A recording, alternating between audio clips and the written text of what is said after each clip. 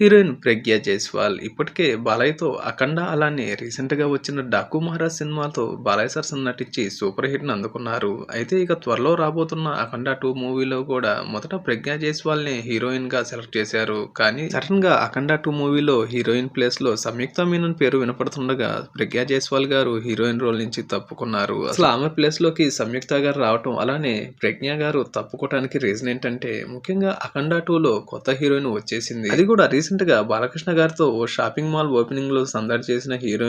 దాంతో పాటు రీసెంట్‌గా బాలకృష్ణ గారితో ఓ జ్యువెలరీ యాడ్‌లో కలిసి నటించిన సంయుక్త మీనన్ గారే కావటంతో బహుశా ఆ పరిచయంతోనే 'అఖండ 2'లో హీరోయిన్‌గా సంయుక్త గారిని తీసుకున్నారనుకున్నా కానీ ఇప్పటికే బాలయ్య గారితో 2 సినిమాలు చేసిన 'ప్రజ్ఞ జైస్వాల్' గారు ఈ సినిమా నుంచి తప్పుకోవటం అందరికీ ఆశ్చర్యాన్ని కలిగిస్తుంది. నిజానికి 'అఖండ 2' సినిమాలో ఈమె 17 ఏళ్ల అమ్మాయికి తల్లిగా నటించాల్సి ఉంది. ఇలా చేస్తే తన ఇమేజ్ మారిపోతుందనే భయంతోనే ఈమె తప్పుకున్నట్లుగా తెలుస్తుంది.